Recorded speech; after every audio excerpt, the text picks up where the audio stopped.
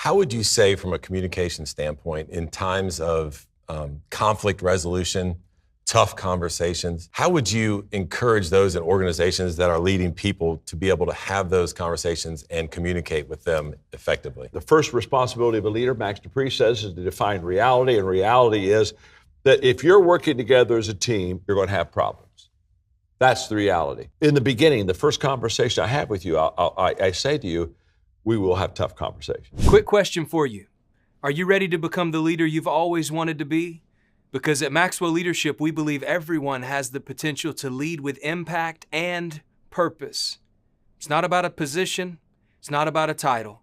It's about influence, growth, and the ability to add value to others. Whether you're leading in an organization or just looking for ways to up-level your personal growth journey, our content is designed to help take you to that next level. Surround yourself with like-minded people who encourage you along your journey. And I think that the moment that we address it in the beginning, first of all, we're honest with people, but also when it's time to have a tough conversation, it's not personal. Because I told you we were going to have tough conversations before I ever knew you. I told you we were going to have tough conversations before you messed up. I told you we were going to have tough conversations before you didn't do what I wanted to see you do on the team. So once I set that as the precedence, and you know that we're going to have tough conversations, when I say, hey, Chris, we got to have a difficult conversation now, it isn't like, oh my gosh, I must have done something terrible. Well, maybe you did, maybe you didn't, I don't know. But here's what I know. When you preset the questions and the issues on the front end, then when you get to them, it's not awkward, and then you can deal with those issues. Yeah. This is something that you talk about a lot, and you talk about the power of connecting with people as they communicate. Why is that so hard for people today in organizations? Well, I think that most of us haven't been taught to really connect and communicate with people. And one of the things I teach very quickly is that if I'm going to if I'm going to connect with you, the first thing I need to realize is it's really all about you. And most people, when they communicate, they're asking themselves, am I doing a good job? And, are my words right? And they're too inward focused, and they're not enough outward focused. And to help leaders in companies understand this, basically I ask them this question, that is, are you trying in your organization to add value to yourself, or are you trying to add value to your team? You see, if I'm trying to add value to you, then the first thing I know is it's about you. It's not about me. Yeah. So if I'm trying to add value to you, the first thing I have to do is I have to find you. And the way that I find you is by getting common ground. Maybe a better way to say this, Chris, is when I started off as a leader, I was very directional. I was young and I had vision and I knew what I wanted. And so I'd grab somebody like you and say, come on, Chris, get on my team. Here's where we're going to go. And to be honest with you, I didn't find you. I just kind of drafted you. And so off you are. And sometimes it worked, sometimes it didn't work. And then one day I realized I needed to stop directing and start connecting. And the way that you connect with people is by asking questions. Yeah. And so I began to ask questions. And that's when I began to understand also that you have to find people before you lead people. So once I know it's all about you, once I know it's all about adding value to you, once it's all about me understanding and knowing you and finding you, then all of a sudden the connection begins to happen, because guess what? All of those things are all about you. They're not about me, they're about you. Leaders understand it's always about the people.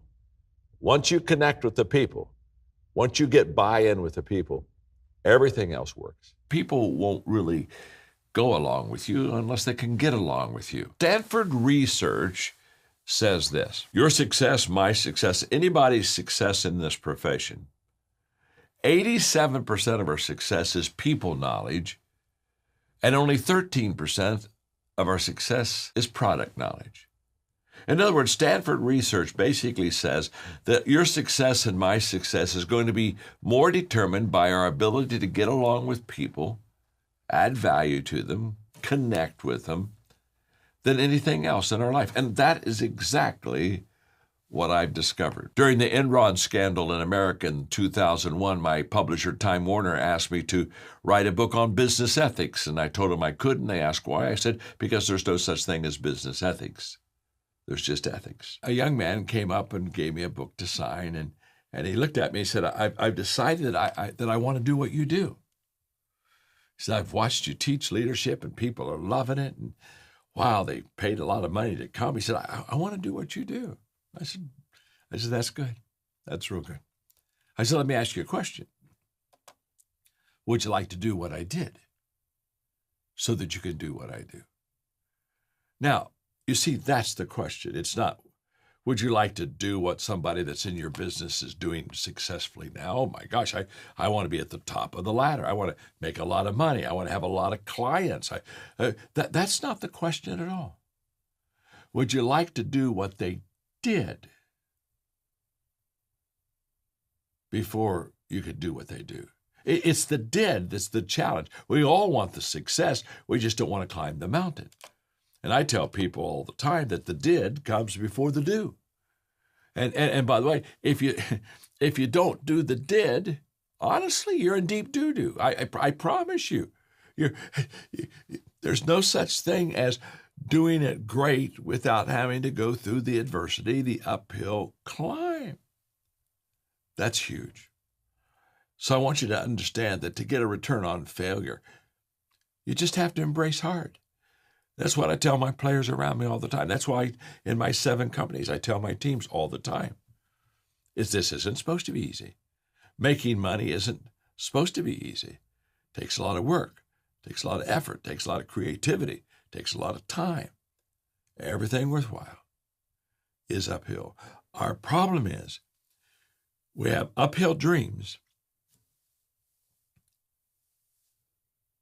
but we have downhill habits. And one of the downhill habits that we have is trying to be successful without energy, effort, and time. That habit will never get you up that hill. You can't coast to success. Embrace hard. The difference between managers and leaders is managers lead everybody the same. They want organization. They want everybody to be the same, stay the same, not change. And leaders lead everyone differently. And they know that. And so the difference is management kind of likes things to stay the same.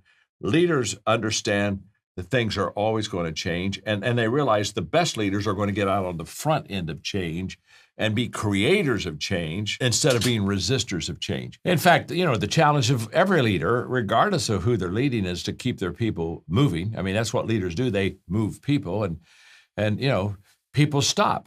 People stop for different reasons. In sales, what happens is, when you had a good month and you did well, you have a tendency to say, okay, let's eat off of that month for a while, and you only kind of get back in when things aren't going quite so well. You and I were together, and let's say you were, eating what you were, killing and kind of going back and forth. I would just have a private conversation with you, and I'd say, Sam, I notice you have good months. I notice you have real low months, and just help me understand, because I want to lead you right and well. Talk to me about the low months, the high months. Why do you have that inconsistency? And what I have found, it goes back to my book, Good Leaders Ask Great Questions. What I have found is I lead always by questions, because if I give answers, I own it. If I ask questions, they own it. And that is a huge difference.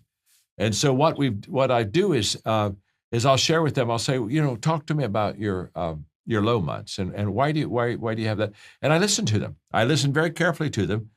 And after I listen to them, I ask them, okay, do you like low months? Is it kind of like you're okay with low months?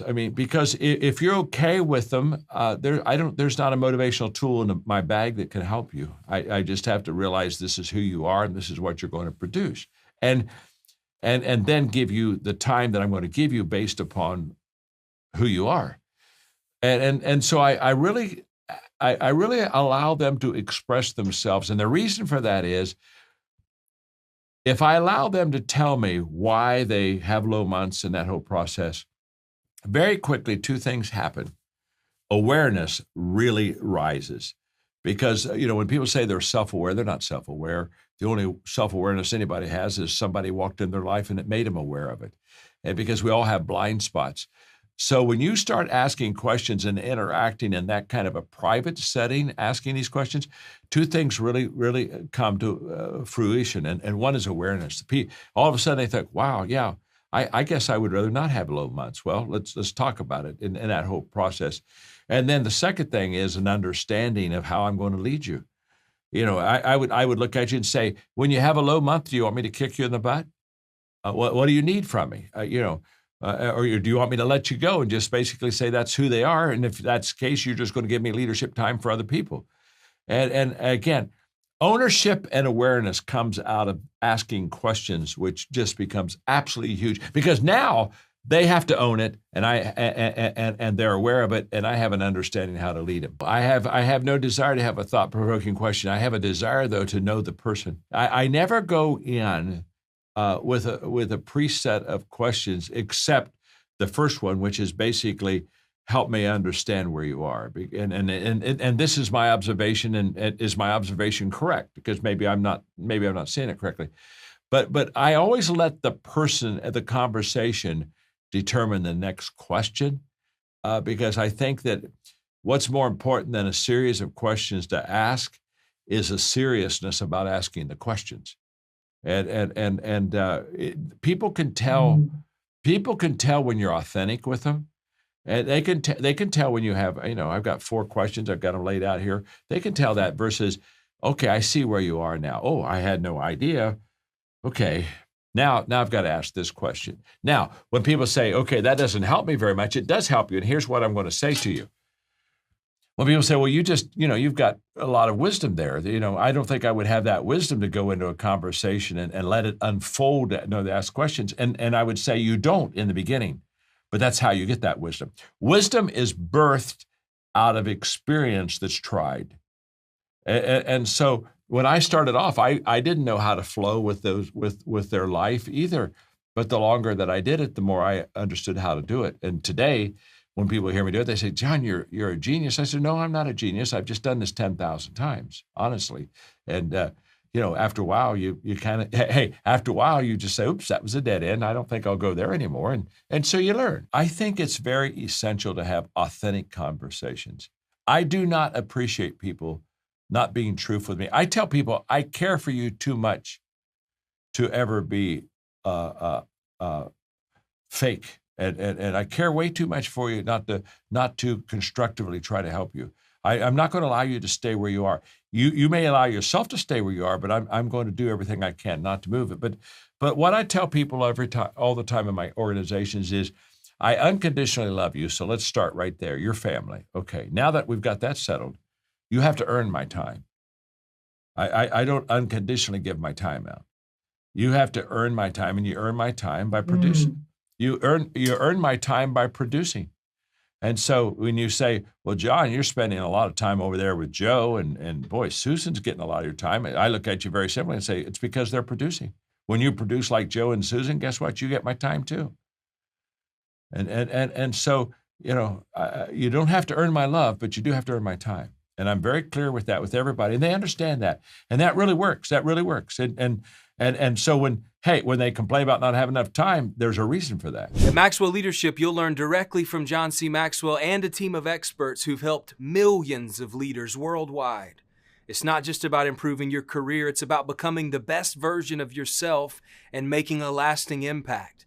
Follow the link in the description below to see how Maxwell Leadership can come alongside you in your journey. When people become a part of our organization, we sit down and we just address things right up front. And one of the things we address right up front is, we're really glad to have you on the team. Let me explain something to you. We're going to have very tough discussions. I want you to know that right now. The day you're getting hired, there's nothing tough about getting hired. You just got hired, so go celebrate. But let me tell you something. We will have tough conversations. And we tell them that because you cannot have a working relationship with people. You can't have a marriage without having tough conversations. There's no such thing as anything that lasts without tough conversations. So what we do is we tell them that on the front end. So 3 months later, when I have to have a tough conversation, Sam, I go in and say, remember our conversation at the beginning that we would have tough conversations? Guess what? We're just about ready to have one. Consistency compounds positively, and it compounds negatively. When you're consistently doing good things, you compound your value to the company. When you consistently don't produce, you're becoming a negative influencer. And so basically, I always say, it'll show up. It'll show up. It's not what you, and don't tell me what you're going to do. You got to show me what you're going to do. So I have no interest in your words. And it'll show up. And so we'll look and see what you did last month. Oops, it showed up bad again. And so what it basically says, I don't fire you. You really fire yourself. I just let it happen. Your ability to connect with people is essential to your success in this business. People don't care how much you know until they know how much you care. In the 21 Irrefutable Laws of Leadership, it's the law of connection. You have to touch a heart before you can ask for a hand. It's the law of buy-in. People buy into the leader before they buy into the vision. Successful people relate well and connect beautifully with other people. It's kind of like this. You have to find people before you can lead people. And so many leaders, they're ready to lead, but they haven't found the people. They haven't walked slowly through the crowd. We hear the expression, it's lonely at the top. Well, if you're lonely at the top, it's not because you're a leader, it's because you have some kind of a dysfunctional personality. In fact, if you're the leader, why are you at the top all alone anyway? You see, leaders are identified with the fact that they bring their people with them. I mean, when you're climbing the mountain, you're bringing people with you. So when you get to the top, it's a we celebration, not a me celebration. I mean, if you're all at the top alone, you're not a leader, you're a hiker. You don't want to go there. It's all about relating. It's all about connecting. It's all about people don't care how much you know until they know how much you care. It's that relational connection that absolutely makes the difference. And I just want to encourage you to connect well with people every day. Add value to people. I am so consistent in this area. I mean, when I thought about you today, and the first question I asked myself is, how do I add value to you? What do I say that'll just help you just grow another step in your life? I mean, what can I do that serves you? What can I do that gives you a little help along the way, a hand that just maybe gives you security? I don't know, but here's what I know. Here's what I know. Every day I ask myself, who am I going to add value to today, and how am I going to add value to them? And every evening I ask myself, did I add value to people today, and how did I add value to them? I mean, when this day is over, I'll think of Arbonne, and I'll ask myself a very simple question tonight. Did I serve you well? Did I meet your needs? Was I your friend? Would you say at the end of your day that you were glad that John came into your life? Will you kind of smile and say, you know what? He helped me. Connecting with people is essential. People won't go along with you until they can get along with you. So understand, you are in the people business, and your ability to connect with people is going to determine so much how successful you are with the people. And Jim Blanchard, when he became the CEO of Synovus, very quickly he realized that many of the supervisors didn't treat the people well. So he kind of, took a few months to look around and ask questions and observe. And he came to the conclusion that many of the leaders, the supervisors at Synovus, didn't treat others as they would want to be treated themselves. So he called together a meeting. I think they had maybe a little bit over 3,000 employees at that time. And he shared with the whole company his observation that some of the supervisors perhaps weren't treating people right. And so now this is the will, the personal will to make sure that you can follow through on that standard that you proclaim on. It's Enron had the standard to follow, they just didn't have the will to do it. Well, so here comes Jim Blanchard, and he says, okay, this is a golden rule culture, and we're going to create it here, and we don't have it yet. And he said, I'm the leader, so I'm going to make sure that we change. And then he did something really, really bold. He pulled out a cell phone and he gave everybody his cell number. He said, I want you to write this down. This is my cell number. This doesn't come to my assistant, my executive assistant. This comes to me. And here's what I want you to do. If in this company you're not treated correctly with a supervisor, you just call me. You give me your name and you tell me who your supervisor's name is and you tell me what happened. And he said, I personally will go to unearth what the truth is there, and I'll go to that supervisor and we're gonna talk about this issue. He said, just call me. He gave that phone number up. He said, John, he said, literally for the next month, he said, hundreds and hundreds and hundreds of phone calls. In fact, he said there were times where I thought, what in the world did was I crazy or something? I gave out my cell number and these people are calling me. But he said, we were diligent. We followed up on every reported abuse, misuse of people. And he said we found out that a lot of them were very valid. And he said we sat down with the supervisor. We basically said, let's talk about this. And we got to correct this. You need to go to that person. You need to ask forgiveness. You need to change in your behavior. And he said, in 3 months, everything began to change. Now, he said we paid a price for that. He said the price we paid is, I think he said, that in 1 year's time that they let a third of the supervisors go. But he said, John, within a year, we had a golden rule culture. We had ethics. We began to develop an atmosphere that was an environment that's just conducive for growth and for good business.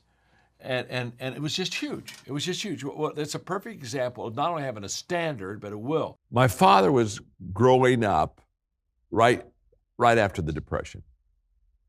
And it was a very difficult time. Men were out of jobs, and pretty much every day there was no work to go to. They went to the food line, and they waited in line for them to get food for their family for the day. And my father, who was in that environment, in that same town, he didn't go to the food line every day, but every day he would go to a different store in his little town. And he'd introduce himself, and he would say, I know that you can't afford me to work, and I like to work, so I would like to offer you a free day of work.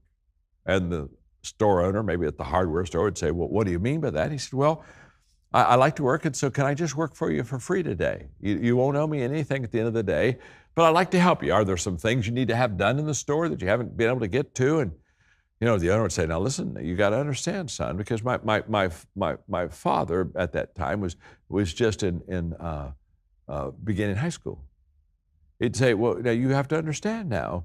I can't pay you. I know, Dad said, just let me work for you. And Dad would work hard all day. And at the end of the day, he'd come by and he'd say, well, thank you for letting me work today, and shake his hand. And my father was a hard worker. And inevitably, whoever was in charge of the store would look at him and say, wow, thank you. You really helped us today. I'm sorry I can't pay you. And my dad would look at him and say, it's okay. I'm glad to help you. And then he would say, if at any time you ever are financially able to maybe hire somebody part-time, would you think of me? And he'd give him the contact information, and he'd walk away, and the next day go to another store and do the same thing, and another store and another store. He did that for a month. And by the end of the month, my father had 3 part-time jobs. Everybody else is in a bread line. My dad's going to work. Now, what was the difference? Same town, same time, same environment, but different thinking. And I'm here to tell you that when it comes to our thinking and our mindset, sometimes I just wish that, we could, have a zipper on our head, and you could reach in and pull out that mind and kind of scrub it up and wash it up a little bit and just kind of get your mindset right, because I can promise you, the moment that you begin to think correctly, everything begins to change in your life. That our attitude is the difference maker. Now, attitude isn't everything. I have people come in their life and they'll say, well, attitude is everything. And if you can believe it, you can achieve it. Those things aren't true. Those are all said by motivational speakers, but it's not true. Attitude isn't everything. Attitude will not replace competence. You know, if you're not a competent person, you may have a positive attitude, but you may lose your job. Now the good news is if you lose your job, you'll still, I guess you'll be happy. You say, well, I've got some free time now. But attitude isn't everything, but it's the main thing. It's the difference maker, and it's the difference maker in all things being equal. If you've got to choose between two people to hire, all things being equal, experience, education, giftedness, but one has a good attitude and one doesn't, who are you going to hire? You're going to hire the person with a good attitude. Why? Because it has become the difference maker. And one of the attitudes I think that people have that really helps set them apart and helps to make them very, very successful is this. I choose to believe in myself, and I choose to believe in my purpose. Now, I know people who believe in themselves, but they don't believe in a purpose. They don't even have a purpose. I know people who believe in their purpose, but they don't really believe in themselves. And I just want to help you here that both personal belief, believing in yourself, and purpose belief, believing in what you're doing, they have to kind of rise together. Let me explain to you what I mean. If I have low personal belief, I don't really believe in myself. And at the same time, I also have low purpose belief. In fact, I probably don't even have a purpose. What's the result of that? Low personal belief, low purpose belief. What's the result? It's very simple. I won't get started. Well, let's say that I have high personal belief in me, but I have very still low purpose belief in what I should be doing. If I have high personal belief in me, I'll probably get started, but if my purpose is low, I won't stay in the game. I'll drop out. Well, what happens if I have very low personal belief, low self-esteem, a low sense of self-worth? Let's say my personal belief is low, but my purpose belief is high. Well, what that means is that I'll never accomplish my dream. And the reason I'll never accomplish my dream is not because I lack purpose, but I can't see myself accomplishing the dream because my personal belief is not high enough. You see, I know a lot of people that have great purpose, but because they have a low personal self-esteem, they sabotage themselves. And on their way to success, they make sure that they fail so they'll never have that success. You see, this type of thinking I'm talking about now is I believe in myself, high personal belief, and I believe in my purpose, high purpose belief. Now, when both of those are high, let me tell you what will happen. You will reach your game. And when I talk about leadership matters, this one little illustration will just help me, and that's all I need to give you that help you to understand the importance of leadership in your life, the importance of leadership in my daily choice. It's